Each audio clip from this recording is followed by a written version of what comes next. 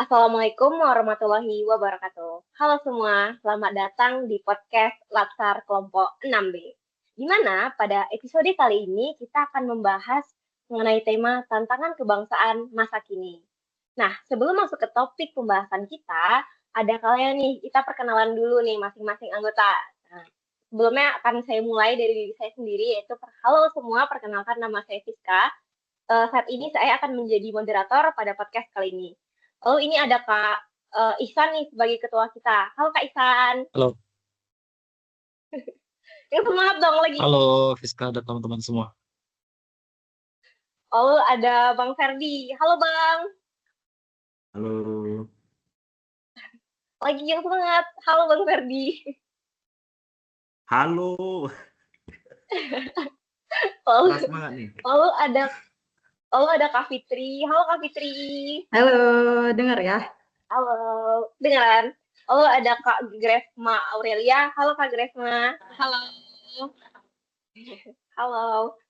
Oke, jadi mungkin tema yang akan kita angkat dari topik tantangan kebangsaan masa kini ini adalah mengenai realita tantangan pendidikan masa kini. Nah, sebelum kita mulai, mungkin kita akan nonton video real case tentang apa sih yang terjadi di generasi muda saat ini nih.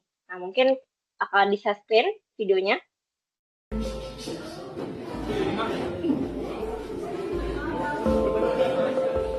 15 dibagi 5. 15 dibagi 5.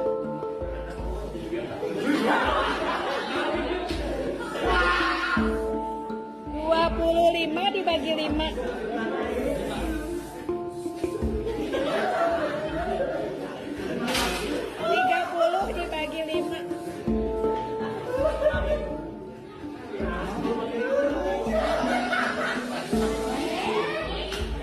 12 Radit, 12 dibagi 6. 24 dibagi 6. Nah, dari video tadi yang kita udah nonton nih, menurut kakak semua, sebenarnya apa sih sumber masalah pendidikan yang terjadi saat ini? Mungkin aku akan nanya nih dari Kak Ferdiansyah dulu nih. Menurut kakak, apa sih tanggapan kakak mengenai video tadi? Gitu. Tanggapan saya dengan video tadi sebenarnya miris ya, karena eh, itu kan hal-hal dasar ya, penambahan matematika dasar gitu. Tetapi ya realitanya memang banyak kita jumpai seperti itu gitu. Banyak kita jumpai seperti itu. Nah, kalau akar masalahnya sih sebenarnya banyak ya, bukan hanya dari anak-anaknya sendiri, tetapi ini memang permasalahan yang sistemik gitu ya. Entah itu eh, gurunya, sistem pendidikannya, dan lain-lain sebagainya. Mungkin kalau aku tangkap ya Kak dari yang kakak jelasin itu kayak kakak selalu membahas ada nih faktor-faktor eh, faktor-faktor yang menjadi alasan kenapa sih generasi muda saat ini dalam konteks pendidikan itu masih sangat kurang bersaing gitu. Mungkin kita akan ini ya membedah sebenarnya apa sih yang menjadi faktor nih ada internal dan eksternal mungkin seperti yang kalau aku tangkap dari yang Kak Ferdi ucapin ya. Jadi mungkin aku akan bahas mengenai faktor internalnya dulu nih. Mungkin Kak Ferdi mungkin ada penjelasan mengenai apa aja sih faktor internal dari tantangan pendidikan saat ini. Oke, baik, terima kasih. Eh, Kalau kita bicara soal faktor internal, berarti kita bicara dari sisi muridnya itu sendiri. Nah, tantangannya itu sekarang cukup kompleks ya, karena banyak anak yang kehilangan motivasi belajar bukan karena mereka malas, tapi karena mereka merasa nggak ngerti untuk apa mereka belajar gitu. Mereka pergi ke sekolah gitu kan, tiba di sekolah kemudian diajar sama gurunya, tapi mereka tidak paham gitu. Eh, Ngapain sih mereka belajar gitu? Ah, itu yang pertama. Yang kedua adalah soal eh, distraksi digital ya, karena memang pada zaman sekarang itu internet itu sudah sangat gampang ya untuk diakses.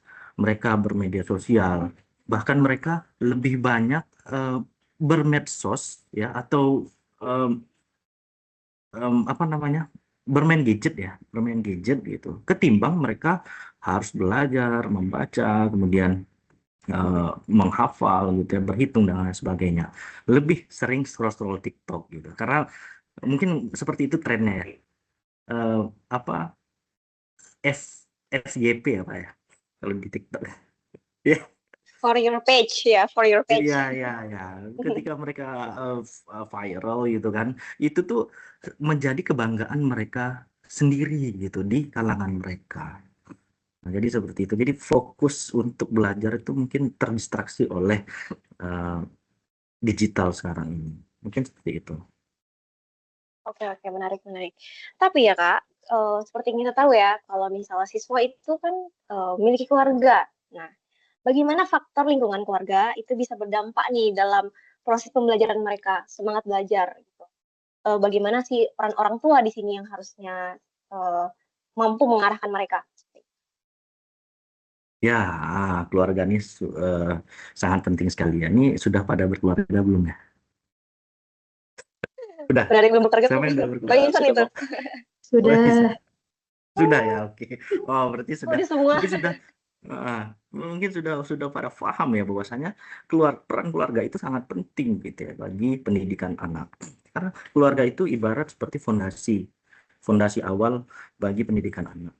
Ketika kalau kita lihat ya kalau fondasinya saja tidak kokoh, tidak kuat, tentu rumah tersebut akan gampang untuk ambruk gitu. Nah, begitu juga bagi anak-anak ya. Kalau misalnya di rumah sudah nggak ada dorongan, tidak ada teladan, ya anak juga akan bingung gitu mau belajar untuk siapa dan untuk apa gitu. Nah, kalau orang tuanya tidak pernah menunjukkan semangat belajar atau bahkan menganggap sekolah itu cuma formalitas, nah, anak itu akan kehilangan arah. Nah, maka dari itu dukungan keluarga itu sangat penting. Ya, dukungan keluarga itu sangat penting. Karena bukan harus dalam bentuk ngasih les gitu atau fasilitas mahal ya. Kadang dengan perhatian yang cukup gitu, mendengar cerita anak, kemudian ketika pulang ditanyain tadi belajar apa, kemudian eh, apa ya ditanyakan lah siapa temannya, ngapain aja tadi di sekolah, kasih pujian ketika mereka telah berusaha dan lain sebagainya. Nah, hal-hal kecil seperti ini nih bisa bikin anak itu merasa bahwa belajar itu sangat penting dan berarti dan ada yang peduli. Nah, kan realitanya sekarang itu ya mereka pulang di rumah nggak ketemu orang tua. Kalaupun ketemu orang tuanya sibuk dengan hal-hal lain. Entah itu juga ikut-ikutan scroll-scroll TikTok dan lain sebagainya gitu kan. Nah, jadi seperti itu. Jadi peran keluarga, orang tua itu juga sangat eh, penting sekali bagi pendidikan anak. Berarti dapat disimpulkan bahwa seorang anak itu, keluarga itu adalah poin penting banget untuk anak itu bisa maju. Baik, ini mungkin saya agak menyinggung dikit ini, saya teringat bukan kasus ya, tapi program pemerintah MBG itu. MBG itu kan seperti asupan gizi nih Bang. Jadi bagaimana peran asupan gizi itu dalam performa anak nih? Kalau saya mau menyinggung soal MBG di dalam lingkungan keluarga internal. MBG ya, program pemerintah. Sebenarnya yang namanya makanan bergizi untuk anak itu sangat penting sekali gitu ya. Karena ketika anak kekurangan gizi, apalagi stunting, itu bukan cuma tinggi badannya saja yang apa namanya tidak optimal gitu, tapi perkembangan otaknya juga ikut terganggu gitu. Saya baca di beberapa literatur seperti itu. Nah, maka anak mungkin secara fisik dia bisa cepat lelah, kemudian sulit fokus, dan daya tangkapnya mungkin rendah gitu. Nah, kalau sudah seperti itu kan ketika dia di sekolah juga dia tidak bisa optimal untuk menyerap pelajaran-pelajaran yang ada di sekolah. Kebayang juga kan kalau misalnya tiap hari harus belajar 6 sampai 8 jam tapi perutnya kosong atau makan asal-asalan gitu, tidak bergizi gitu kan. Nah, itu tentu sangat berpengaruh. Nah, makanya kalau saya pribadi sih ya sangat menganggap bahwa MBG ini sangat penting sekali ya, ya program dari pemerintah. Walaupun kita lihat berjalannya MBG ini masih sangat banyak sekali kekurangannya gitu ya. Mudah-mudahan pemerintah bisa berbenah dengan hal ini. Jadi mungkin kedepannya sistem MBG ini memang tepat sasaran dan menyasar yang substantif seperti itu. Oke Bang, makasih nih udah atas penjelasannya. Oke, mungkin saya akan lanjut soal tadi Bang Ferdi ada bahas soal distraksi digital nih. Nah, mungkin ini menarik karena distraksi digital itu ada eksternal ya. Nah, mungkin ini bisa dijelasin sama Bang Ihsan terkait dengan tantangan eksternal di bidang digitalisasi nih, Bang Ihsan. Dunia pendidikan itu seperti apa sih? Bagaimana sih tantangannya? Mengenai tantangan pendidikan ya, terutama di bidang teknologi. Eh, saya ingat dulu waktu masih SMP, SMA, nah itu sekitar tahun 2007, 2010, nah itu masa-masa di mana mulai berkembang pesatnya sosmed ya. Pada tahun itu awal-awal Facebook, era mulai lahirnya Facebook. Nah, dan di zaman itu untuk mengakses internet maupun sosmed itu masih sangat terbatas. Jadi kita mesti ke warnet dan ya harus bayar lagi. Tidak seperti sekarang yang semuanya udah sangat instan, udah ada di genggaman tangan kita, bisa diakses kapanpun dari smartphone. Eh, nah, untuk dampak dari sosmed itu sebenarnya ada dua dampak ya, yakni dampak positif dan negatif ya. Untuk dampak positif itu eh, murid-murid bisa belajar karena di sosmed kita bisa mendapatkan konten-konten yang positif seperti mungkin konten-konten pembelajaran bahasa Inggris, matematika dan pelajaran lainnya. Dan juga dari sosmed kita juga bisa bergabung dengan komunitas-komunitas yang bisa membantu kita untuk berkembang. Mungkin seperti komunitas komputer atau keterampilan yang lainnya. Dan selain dampak positif itu juga pasti ada dampak negatifnya. Yang sosmed itu pasti sangat adiktif, sangat membuat candu. Karena banyak sekali konten-konten yang menghibur. Contohnya mungkin seperti kita buka TikTok atau Instagram, kan itu baik sekali ya. Kalau dibandingkan antara konten positif dan negatif, mungkin bisa dibilang jauh lebih baik konten yang negatif yang sifatnya hanya menghibur. Jadi membuat kita candu dan terus nge-scroll terus sampai kita lupa waktu. Dan dampaknya juga untuk murid yang harus di rumah, mereka bisa memanfaatkan waktunya buat belajar, scrolling konten-konten yang kurang berfaedah selama berjam-jam. Dan juga sekarang lagi eranya AI ya. Nah, AI ini seperti pedang bermata dua. Seperti itu, Mbak Siska. Oke, menarik banget nih Bang. AI itu kan emang adalah sesuatu yang nggak bisa kita hindari ya. Bahkan jujur bagi saya itu sangat bermanfaat ya bagi saya saat nyusun skripsi dibantu oleh AI. Oke. Nah, bagaimana sih bisa perkembangan AI ini yang sangat masif itu tuh menjadi suatu hal yang negatif bagi generasi muda saat ini? Kenapa yang harusnya itu sangat bermanfaat itu malah menjadi hal yang sekarang dipertanyakan gitu. Itu Bang Ihsan. Jadi menurut Bang Ihsan gimana nih? Oke, mungkin saya jelasin dulu soal AI ya, mengenai historinya juga. Dan sebenarnya AI ini bukan benda baru sih, dan bisa dibilang udah dari dekade tahun lalu AI itu udah, cuma penggunaannya aja yang berbeda. Mungkin kalau saya rasa kita udah pada kenal game ya, dan AI itu udah ada di game. Jadi AI itu menirukan pola pikir kita manusia, dibuat oleh manusia untuk menirukan pola pikir manusia. Dan penggunaannya sekarang semakin kompleks dan seperti mulai adanya AI mainstream seperti ChatGPT, Copilot, dan lain sebagainya. Nah, memang AI ini seperti yang saya bilang tadi seperti pedang bermata dua. Dia bisa menjadi tools yang sangat membantu kita dalam belajar dan juga bekerja, tapi juga di sisi lain penggunaan AI yang berlebihan bisa membuat kita malas berpikir dan berkurangnya kemampuan kreativitas kita. Dulunya kita membaca atau mencari informasi itu mesti membolak-balikkan buku atau membaca teks full. Jadi kita benar-benar membaca, dan sekarang apa yang pertanyaan yang terpikir oleh kita tuh kita ketik dan langsung dicarikan sama AI, dan jadi sangat instan. Dan dulu juga kita apabila mengerjakan suatu tugas yang diberikan dari guru ataupun dosen, kita juga harus membuka buku. Tugas itu kita cari dari buku. Dan sekarang dengan ada AI, kita tinggal ketik, AI memunculkan jawabannya.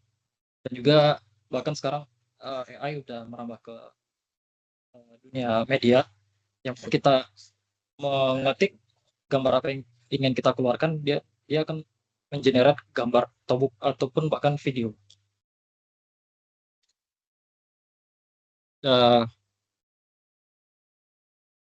Dan ya semuanya sekarang jadi instan karena AI tersebut. Bang Ihsan, Ya. oke, makasih nih penjelasannya. Menarik banget nih tentang AI. Nah, jadi nih aku ingin nanya nih, di dunia yang serba cepat ini dengan kemudahan akses internet yang seperti yang sudah dijelaskan tadi, media sosial yang masif, bahkan AI, tentu makin sulit ya untuk membatasi diri kita agar nggak kebawa arus atau ikut-ikutan nih. Apalagi generasi muda yang dari kecil, generasi sekarang yang dari mereka kecil itu tuh udah terpapar nih sama internet, sama media sosial dan lain-lain. Menurut Bang Ihsan nih, apa sih solusi agar generasi muda saat ini tuh mendapatkan dampak baik dari kemudahan ini, bukan malah terjerumus? Ini memang penggunaan AI kita nggak bisa hindari ya. Paling kita hanya bisa melakukan dengan penggunaannya yang secara bijak. Mungkin contoh penggunaan AI yang bijak itu kita bisa menggunakannya sebagai alat bantu, bukan sebagai pengganti. Contohnya misal kita ingin dijelaskan soal konsep matematika, dan itu kita bisa menanyakan ke AI. Jadi AI ini kita gunakan sebagai partner untuk riset ataupun brainstorming. Jadi saya ingat dulu waktu kan kita CPNS ya, jadi waktu SKD dulu saya sangat dibantu dengan adanya AI untuk mengerjakan soal-soal TIU. Jadi misalnya ada contoh soal TIU, saya tanyakan ke ChatGPT cara mengerjakannya bagaimana, dan ChatGPT memberikan solusi dengan beberapa cara yang sebelumnya saya nggak tahu dan diajarkan oleh ChatGPT tersebut. Dan juga mungkin bisa kita gunakan AI untuk menyusun draft atau meminta saran revisi tulisan atau melatih gaya penulisan. Dan juga kita bisa menggunakan AI sebagai tempat latihan dan meminta umpan balik seperti yang saya lakukan sebelumnya saat persiapan SKD dulu untuk membantu latihan dalam mengerjakan latihan-latihan soal. Oke, wah, makasih nih Kak Bang Ihsan penjelasannya. Ini berarti siswa emang harus benar-benar menggunakannya dengan ini ya, dengan tentu ada batasan. Tentu kita melakukan dalam proses pendidikan, tentu nggak hanya orang tua yang berperan di sini, guru pasti berperan ya Kak dalam pendidikan saat ini. Nah, mungkin dari Kak Fitri sendiri, kayak apa sih tantangan bagi guru dari apa sih yang harus bisa dilakukan atau tantangan dalam pendidikan saat ini sebagai seorang guru, atau jika kita melihat peran seorang guru? Ya, makasih banyak Fiska. Nah, sebenarnya kan tadi Fiska udah nyebutin ya pengantarnya bahwa sebenarnya si guru ini juga berperan sebagai orang tua. Bahkan kita juga bisa bilang waktu makotunya murid-murid itu justru lebih banyak di sekolah bersama guru-gurunya dibandingkan dengan sama orang tuanya di rumah. Tapi kalau dari video yang tadi kita lihat, sebenarnya gurunya sudah cukup kreatif ya kalau menurut saya. Dia sedang mengikuti tren sekarang, kemudian sudah cukup kreatif dengan media-media baru untuk mengajarkan murid-muridnya tentang matematika sederhana, meskipun hasilnya memang tidak seperti apa yang kita harapkan. Tapi guru itu juga jadi salah satu faktor eksternal yang bikin kenapa sih kondisi pendidikannya menjadi seperti ini. Nah, ada beberapa mungkin kalau berkaitan dengan guru, faktor-faktor yang mengakibatkan hal-hal seperti di video tadi. Yang pertama mungkin ada kompetensinya atau metodenya dalam mengajar. Nah, kalau berkaitan dengan kompetensi guru, menurut pendapat saya, itu tuh salah satu faktor utama yang menentukan keberhasilan pendidikan, bagaimana murid menangkap pendidikannya begitu. Mungkin beberapa mayoritas guru-guru sekarang itu kompetensi pedagoginya itu kurang optimal. Jadi banyak guru-guru itu masih menggunakan metode yang lama, mungkin masih terpaku pada metode konvensional seperti ceramah gitu ya. Jadi seperti teacher center learning, jadi mereka tidak menganggap siswa itu untuk berperan aktif gitu. Nah, mungkin itu yang pertama. Kemudian yang kedua adalah kompetensi profesionalnya yang terbatas.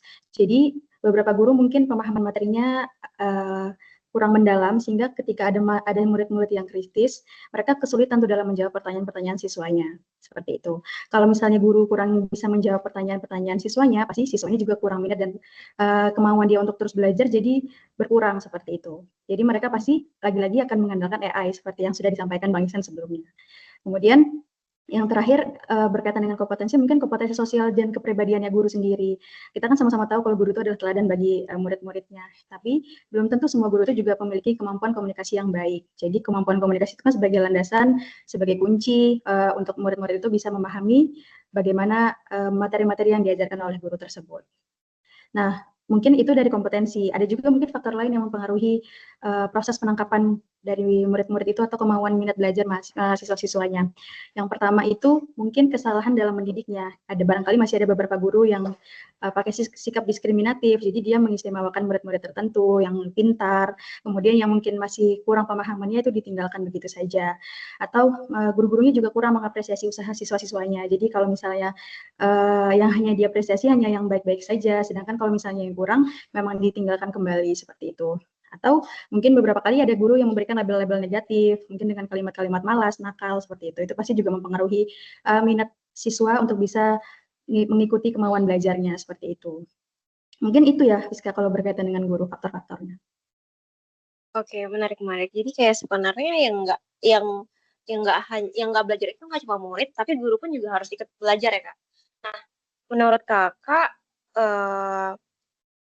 tentu guru kan sudah melakukan yang terbaik nih dalam mendidik generasi muda saat ini. Tapi tetap saja hal-hal yang kayak di video tadi terjadi yang udah Kakak bilang ya, karena guru adalah pengajar yang paling lama lah berada bersama anak selama masa pendidikan. Menurut Kakak, sejauh apa sih peran guru itu dalam mendidik generasi muda? Sejauh apa peran mereka dalam mendidik generasi muda ini? Ya, sejauh apa perannya, pasti perannya sangat penting ya, penting sekali, dan itu bisa dijabarkan dalam 3 peran mungkin barangkali kalau untuk menggambarkan seberapa pentingnya guru. Yang pertama sebagai pengajar, seperti yang kita tahu ya, si guru itu mentransfer pengetahuannya kepada murid-murid, jadi penting sekali mereka untuk menguasai materi yang mendalam, menggunakan metode yang variatif, juga melatih kemampuan berpikir kritisnya. Kemudian peran yang sangat penting kedua itu sebagai pendidik, tidak hanya dalam bentuk knowledge, tapi juga pembentukan karakter. Jadi guru-guru itu juga membentuk karakter, moral, dan etika. Kalau di video-video tadi kan sepertinya murid-muridnya justru bangga ya ketika mereka tidak bisa menjawab soal-soal yang diberikan. Jadi mungkin itu pembentukan karakternya yang masih kurang. Jadi bagaimana kecerdasan emosional dan sosial, moralnya, kepercayaan dirinya juga belum berhasil dibangun. Kemudian peran yang ketiga sebagai teladan. Sudah mengajari, tentu kan mereka melihat bagaimana gurunya bergerak, seperti itu ya. Jadi peran yang paling berat dan paling besar itu bagian guru sebagai teladannya. Jadi bagaimana guru itu menunjukkan integritas, bagaimana guru itu bersikap adil dan tidak diskriminatif, sekaligus bagaimana guru itu menjaga perilaku dan etika. Jadi semuanya itu ditiru oleh si murid-murid tersebut. Itu sejauh itu sepertinya peran-peran guru, Rizka. Oke, makasih banyak nih Kak Fitri. Mungkin kalau kita udah bahas peran guru, mungkin kita bisa lebih jauh lagi ya, kita bahas sistemnya. Jadi melihat ya, kalau saya lihat ya, kayak sekarang itu kurikulum itu berganti-ganti terus. Bahkan guru-guru yang saya kenal itu sering mengeluh bagaimana sistem itu berganti tiap saat gitu. Nah, menurut Kakak, kurikulum yang selalu berubah-berubah ini memberikan dampak pada siswa itu dalam seperti apa? Ya, menurut saya dampak perubahan kurikulum terhadap siswa antara lain itu seringkali siswa kesulitan dalam menyesuaikan diri. Terutama jika perubahan itu terjadi di jenjang pendidikan di tengah-tengahnya ya. Siswa bisa saja mengalami kekosongan materi. Kayak misalkan dia kelas 4 atau biasanya kurikulum itu diajarkan di kelas 4 terus kemudian ternyata diajarkan di kelas 3 kayak gitu. Jika tidak dibimbing dengan baik, hal itu bisa menjadikan siswa stres malahan atau kehilangan motivasi belajar. Nah, kadang perubahan kurikulum juga, memerlukan dukungan fasilitas tertentu juga. Nah, di sini kayak ASN PU terutama kita bisa mengambil peran terutama di bidang infrastrukturnya untuk mendukung perubahan kurikulum tersebut. Seperti itu.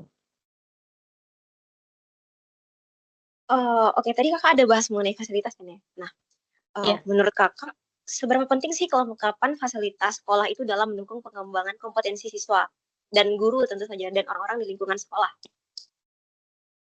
Fasilitas itu sangat penting ya untuk mendukung kompetensi siswa. Fasilitas sekolah itu bukan cuma pelengkap, tapi fondasi utama dalam mendukung proses belajar yang berkualitas tentunya.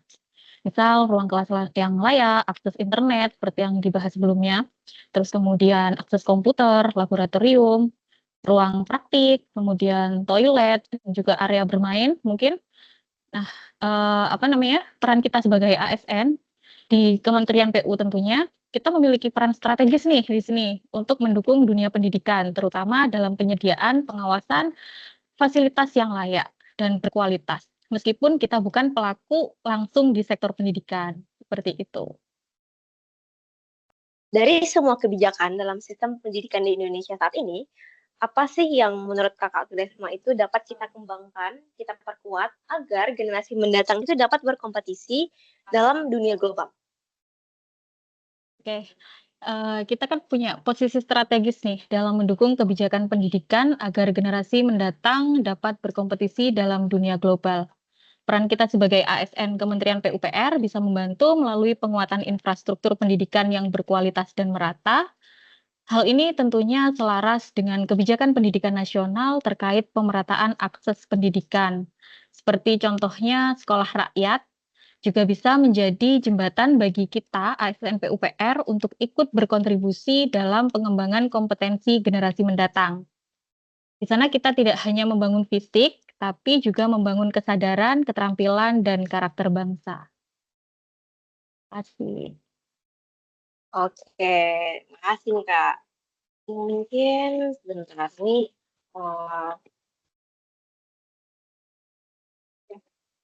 dari tadi kan kita sudah membahas terkait kebijakan dan lain, faktor eksternal dan internal. Oke, dari semua yang narasumber jelaskan nih, mungkin aku sebagai moderator dapat mengambil kesimpulan, ya secara garis besar aja, bahwa dalam memajukan sistem pendidikan di Indonesia diperlukan adanya peran aktif dari berbagai pihak, baik internal maupun eksternal. Dari keinginan individu itu sendiri atau bahkan peran lingkungan keluarga dan gizi yang optimal, serta dari sisi luar di mana ada pentingnya kompetensi guru itu sendiri yang tidak hanya murid yang belajar tapi guru pun ikut harus berkembang. Lalu bagaimana kita melihat perubahan masa di era digital di mana kita dapat menggunakan berbagai alat untuk membantu siswa untuk terus berkembang secara positif. Lalu juga ada bagaimana kita melakukan perbaikan pada sistem-sistem pendidikan Indonesia saat ini. Seperti itu. Mungkin demikian ya dari kelompok 6B podcast kali ini. Kalau ada yang mau ditambahkan boleh, silahkan. Gak ada? Kalau nggak ada, oke, saya tutup. Terima kasih atas waktunya. Assalamualaikum warahmatullahi wabarakatuh. Waalaikumsalam. Terima kasih. Sampai jumpa di episode selanjutnya.